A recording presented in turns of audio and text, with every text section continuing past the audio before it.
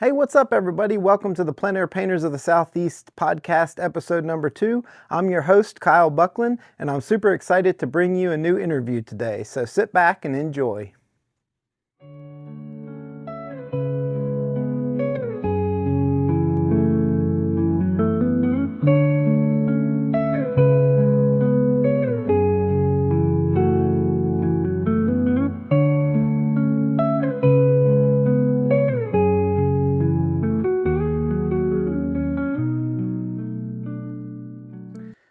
Hey, what's up, everybody? Welcome to the Plein Painters of the Southeast podcast. I'm your host, Kyle Buckland, and excited to have Plein Painter extraordinaire with us today, Mr. Jeremy Sams. Hey, Jeremy. It's good to be here. Yeah, Thanks awesome. for having me. Excited to hear about your journey as an artist, and I know our viewers will love to hear a little bit too. So we'll jump right in. How did this artful life happen to you? Was there a moment where you're like, this is what I want to do? Yeah, when I was really small, I'd always been drawing. And I never painted until I took an art class in high school. But I remember when I was in the first grade, I won my first little art competition. And I think I drew some airplanes or boats or something like that. But, so then I kind of realized that not everybody can draw. So I thought that was interesting. So anyway, it was years later, I finally took an art class in high school where I began to paint. And then later on, I got out of high school and I had plans on going to school for architecture. I ended up going for like 1 year. And I was working part-time in a little building supply store. And so one of the guys there said, "Hey, we've got this wall. What can we do to this wall?" And I said, "Well, maybe I can paint a mural." And so I painted a mural on it. And then from there, people started coming in, contractors and things like that would come in and they would hire me to go paint houses and paint little scenes in restaurants, things like that. And so it kind of morphed from architecture, and then I went from that to murals and more of the fine art part, and I kind of dropped out of the architecture stuff. So I started doing art full time when I was about 19. Yeah. So in my little area, there's a town called High Point, North Carolina, and that's where a lot of the furniture market stuff happens. So I got together with another artist and I started painting murals in the High Point furniture market for the showrooms and things like that. And then it just kind of morphed from there. Yeah. Well, that kind of leads right into the next question. That is, how has your journey as an artist evolved over time, would you say? Yeah, a lot. It's funny because at that time of painting murals, especially for the furniture market, it comes twice a year. And so it was our job to go in. Sometimes you have to do a mural like a day. And so we learned to project our image, you paint it real fast, and you get out of there and you go to the next thing. Well, so I started doing a lot of painting from photography.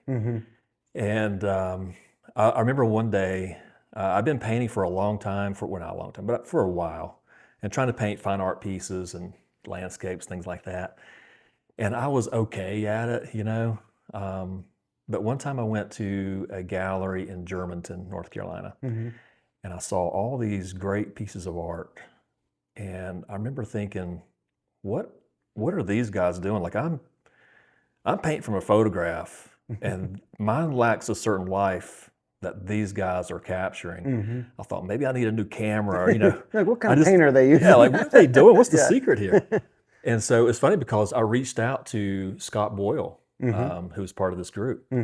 And I said, "Man, what are you doing that you're getting this lifelike quality? How are you doing that?" And he said, "Jeremy, you got to go paint outside." And so I talked to the gallery owner. He told me the same thing. He said, "Jeremy, your work's nice, but you need to go paint outdoors." And so that was in probably 2010, something like that. When February of 2011, I thought, I'm going to go try this out. I went in my backyard and I got a little 8x10 and set up on a creek. And I spent 6 hours on this 8x10. Didn't know what I was doing, but man, I fell in love with it. And So it was like a shift at that point. Total transformation. Yeah. So even my studio work totally transformed. But yeah, I got really heavy into just really addicted to just being outdoors and painting outdoors and and trying to learn how to do this more efficiently and things like that. And it transformed all of my work. Yeah. Yeah, I think that's a very telling answer, because we've talked about it on the podcast before how much getting outside can change your work. I tell my students, even if you're in the studio, if you're painting from photograph, make sure you're going outside and looking at nature, because it's a world of difference. And just the experience. I mean, you're out there, the wind's blowing, you're hearing these sounds, and all that, I think, kind of gets into the work. Who or what would you say have been the most influential forces on your work? I think that's kind of morphed over time too, When I first started off, I grew up in an area where Bob Timberlake was very popular. And so if you're familiar with his work, he's very watercolor, Andrew Wyeth kind of work. So I was really heavily into that, which means you paint every blade of grass, that type thing. Very detailed, highly detailed, very photorealistic. So that was heavily influential. Also, like, I love the Hudson River School painters, all those guys. So kind of growing up, I was seeing that kind of stuff. But then the more I got into plein air painting, I was introduced more to the Impressionist. And especially, I really love the Russian Impressionist. Even today, there's several guys that I love to follow. People like, what's his name? Kirilov. Is it Vladimir Kirilov? It sounds familiar. Yeah, and Dennis Kornichi. Some of those guys. It's almost like they take these, not really the big dynamic scenes. They just take these ordinary type scenes and they make them really beautiful. Yeah, I've seen it. It becomes more about how it's painted, right? The way the paint is applied, the process, and you can almost look at those paintings and feel like the thought process behind the brush strokes. And so that's been really incredible for me lately. So I guess you found yourself kind of looking for that balance between that tight work and then that looser, and I see that in your work too. It's a nice blend of, there are passages that are very loose, and then you've got areas where you kind of zero in and go, okay, I'm going to button this up real nice right in here and get this nice contrast. So would you consider yourself primarily a plein air painter, a studio painter, a blend of both? Probably a blend of both. Yeah. I think the plein air informs the studio work for me, definitely. Yeah, I think it's been a common answer here on the podcast. I think a lot of painters are kind of, vibing on that same thing. You got to go out, you got to experience the world, and then you can come back and work on stuff in the comfort of the studio. But there's definitely things you can, learn outside, and you can bring them back to the studio. There's things you can do in the studio too that's hard to do outside. You have the time and the, to sit back, or if you're working large, it's a lot easier sometimes to work in the studio large than outside. So this next question could be technical, it could be philosophical, however you want to go about it. But what's your jumping off point? What's your first thought process when you're going out to start a painting? What do you look for? As far as looking for a subject matter, is that just however you want to take it? What's that initial, like, when you go out, like, what is it that you're looking at? Usually I used to, when I first started off, I was looking for a subject matter. Like, it had to be a certain subject. Like, I'm looking for a red barn. Or you had something in your mind, like a sycamore tree or something. It's got to be that thing. But I've since learned that, the perfect scene doesn't really exist. But I've now started to just look for just things like, I tell some of my students when I teach, like, when you go out and you want to photograph something, or you see something that you say, I want to paint that. Like, what makes you want to paint it? That's kind of what I'm getting into, is like, how do I describe that? What is it that's going on in my brain that says that thing is what's capturing me? And usually it's going to be some type of contrast, with contrast in values or color temperatures or organic versus man-made, something like that. Usually I find something like that kind of captures me. Typically, it's usually the first thing that I find. I have a bad habit of always thinking the perfect scene's around the corner. It's just around the next bend. Like, even this morning, you're out there painting, you set this nice little spot, and I thought, well, I'm gonna go look on this side. Maybe I should go look over here. Let me go look over here. It's just, Sometimes you just have to go, okay, I'm going to pick this. And once you find that certain thing that kind of grabs you, I found out that that's probably where I need to stay. Yeah, I think that's, and I've been hearing that a lot for as an answer for that question. I think that's really important for our viewers. I know a lot of you all are painters out there, and if you're thinking about, going out and paint, you can't just plop down and paint any old thing. You want to go out and find something that really speaks to you. Yeah, It's going to yeah. make the process a lot easier Right. when you get halfway through the painting and you're still inspired and you know what you're painting. Absolutely. Yeah. Absolutely. Sometimes I see students, they'll just go out and they just say, oh, I just want to paint a landscape, but they don't know what they want to Right. paint. And then they get halfway into it and they go, I don't even know what I'm doing. Yeah. What am I painting? Yeah. So answering that first question is like, what's grabbing me? What's interesting? So you mentioned teaching. How has teaching enriched your artistic process, would you say? I think it's kind of forced me to kind of itemize what I'm doing. And it's forced me to learn how to articulate what I'm doing and what's going on in my head. So a lot of times I think that it almost becomes intuitive, the process, whether the way you dip the brush, every little thing becomes intuitive. But in the teaching, it forces you to say, wait a minute, these people have no idea what's in my head. How do I explain this? And if you don't, they're going to ask, right? Exactly. They're going to say, well, what'd you do that for? Yeah. And you're going to, let me tell you. Yeah. And I use a very limited palette anyway. And so one of the funniest things I think about the questions that I often get asked is as I'm mixing something, they'll say, what'd you mix to get that green? Blue, red, yellow. What'd you mix to get that? Blue, red, and yellow. Yeah. It's always going to be blue, red, and yellow. Different increments, right? Yeah.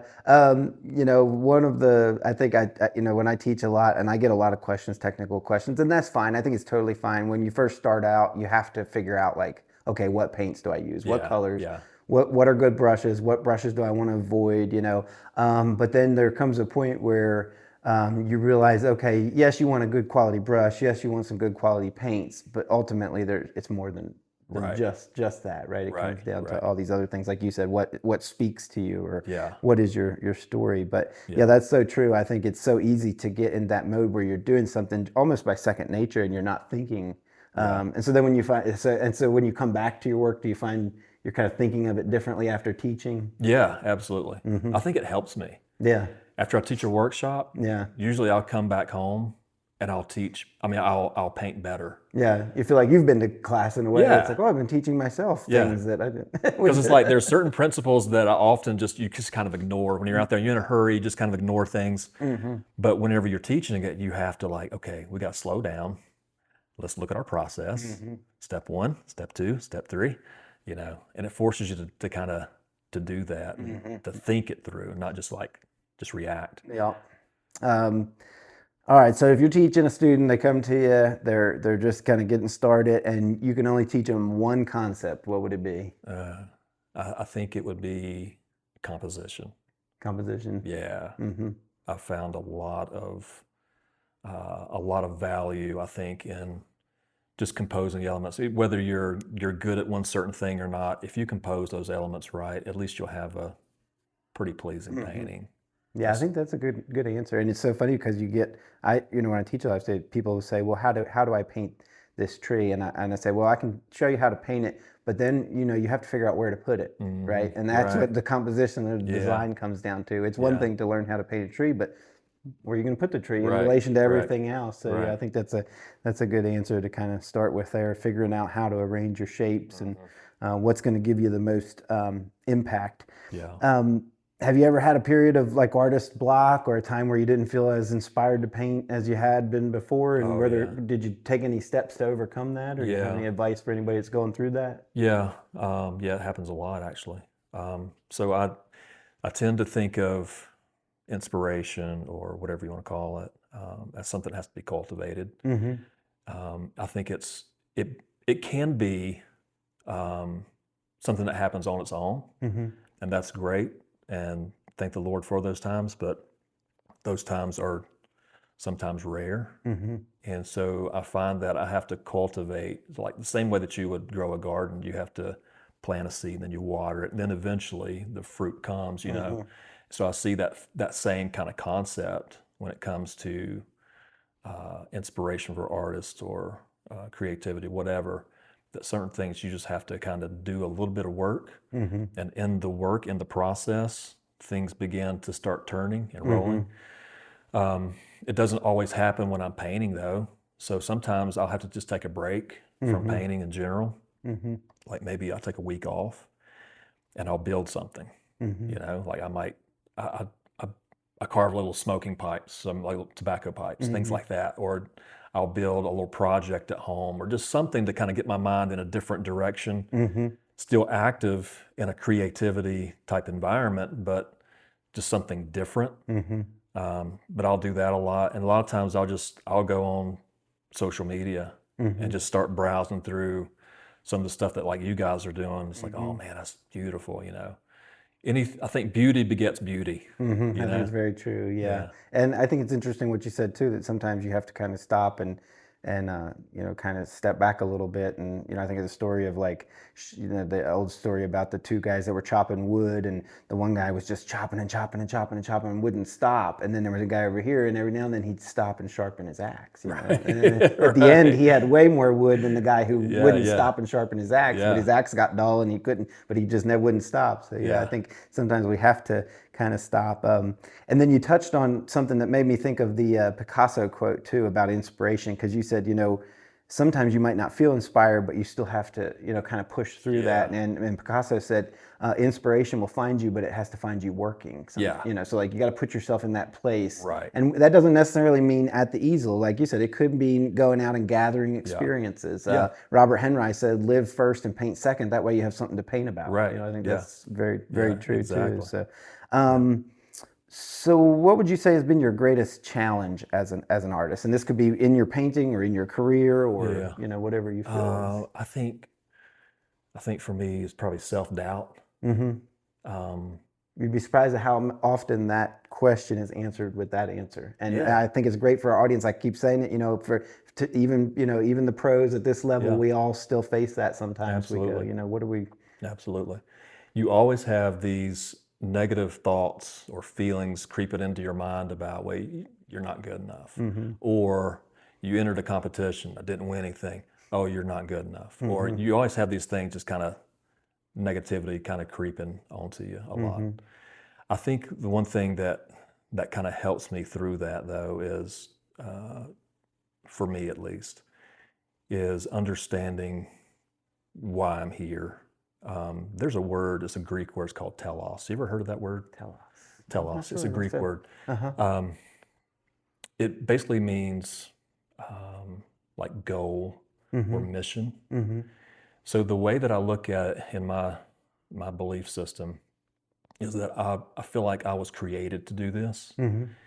So when I get to these places of emotional doubts, you know, I have to remember I can't live by my emotions. My emotions will lie to me. They're not going to tell me the whole truth. And so I have to go back to, what am I here for? What was I made for? I think about, you ever seen that movie, Chariots of Fire? Oh yeah. Yeah, back in the 80s. I love that movie. That's probably one of my favorite movies. My family hates that movie. Really? They do. They hate it. It's so boring to them. But I love that movie. It's a great story. But in that story, there's a guy, it's about a missionary. His name's Eric Little. And he was living in, I think it was Scotland or something like that. But he was a missionary to China. His sister is there in the movie, and his sister is begging him to come back to China. But Eric Little is a runner. He's a track guy. And so he got on the Olympic team to run for the UK in the Olympics. And so he's having this, you know, not argument, but like a conversation with his sister. And she's saying, you know, you need to come to China. And he says, yeah, you know, I am a missionary. He said, but basically, and I'm paraphrasing, he says, but God made me fast. And when I run, I feel his pleasure. And so I think about that a lot, that same concept, that when I'm painting, there are moments where it's like, I feel God's pleasure. And I know this is what I was created for. This is what I was made for. This is my telos. This is my mission, my purpose. And so when I remember that, the feelings don't matter. You know, the negativity, it doesn't matter. Yeah, I think that's great. And that was I was going to follow up with, what's your remedy for that? And that's perfect. I mean, to kind of to remind yourself that, you know, we all have these thoughts, but that's not our true self. You know, that there's It's not something reality. deeper. Yeah, your thoughts will lie to you. Well, Right. once you realize too, and I started to realize this, that a lot of times we think we have thoughts. A lot of times thoughts happen to us. In other words, they Yeah. just come. We don't have any control Yeah. over them. Yeah. And so once you realize that, and then you can observe them coming and going, and then all of a sudden you realize, oh, I'm not the thought, I'm the observer Right. of the thought. And so Right. there's that separation, Yeah. and then you feel that. And whatever you want to call it, but I've definitely experienced that reverence when you're out in there in nature and you're in your element, you're in your zone. I think that's why it's important for people to figure out what do they love. I always give the example of when I was a teenager, I was buying all these art instruction books, trying to learn everything I could. Or I'd go to the library or interlibrary loan. I'd get books from different libraries, and somebody said, "Oh, you need to read The Art Spirit by Robert Henry." And I was like, "Okay." So I got this book. I think I was about 17 years old, and I was reading a lot of books about what paint to use and how to mix this color and all the technical stuff. And I read The Art Spirit, and I got done reading, and I thought, well, this is a book mostly just about like how to get to know yourself. And I was like, what's that have to do with painting? And then as I got older, I was like, oh, that's everything to do with painting, because that's what it is. Like, what is it you love? What is it you don't love? And what is it that really speaks to you? And It's like a little book of proverbs. For painters. Exactly. It really it's a is. wonderful, wonderful book. And it's one of those books you can just pick up and open to any page and read something and get something from it. So really inspirational. So I love this next question. Do you think that art is for the artist, for the audience, or for both? I think it's for both. For both? Yeah, I think it's for both. Yeah, it's for the artist because you got to create. It's like breathing. You got to do it. If you're not going to do it, you're going to lose your mind. I always say I'm not good at not painting. And it's good for the viewer because they need it. People need to see beauty. They need to see your interpretation of beauty. They need to see that, especially in a world like we live in today. It's like everything's chaos everywhere you go. Yeah, fast-paced, digital. It's just, but then Yeah. you have something tangible like a painting. You stand in front of it and you go, You're like, it kind of shakes you out of your. It brings you to a different reality. Yeah. You hear people say it sounds like a cliche, but I have literally stood in front of paintings that have taken my breath away. Where I'm like going, you stand in front of those sergeants and you go, oh, that's right, I got to breathe. That's right, I gotta remember to breathe. What am I doing? And get lightheaded here walking around the National Gallery. Right. But it's so important.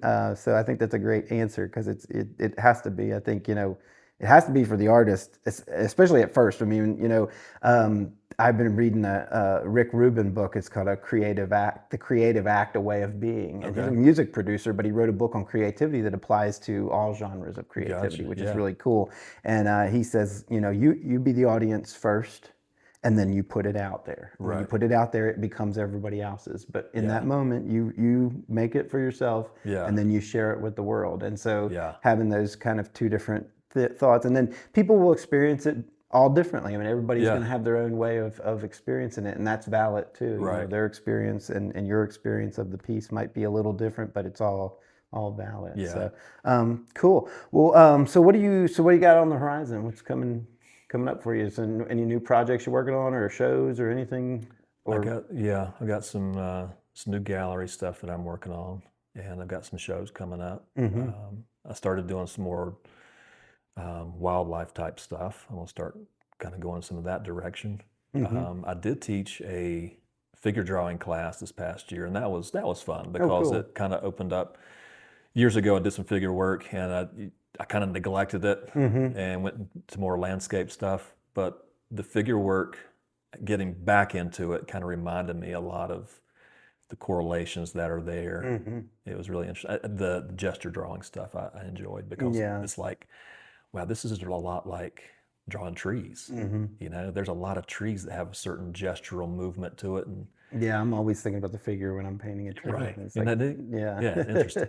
Yeah. Very cool. And so, and this is open-ended question. You can kind of answer however you want. What messages or feelings do you hope to convey through your work? I think peace.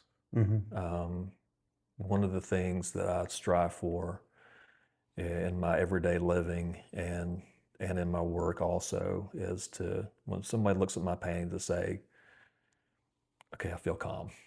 I want people to have a sense of comfort and peace and grace. things like that. Yeah, I think it's great, and I get that from your work. I see it, and I feel that. I get just in the presence of that beautiful natural scene that it's just Yeah. has a way of speaking to you that you can't you can't really say with words. It's Yeah. difficult sometimes to kind of put it into words, but you sense it. It's almost like a sense. So Oh, good. awesome.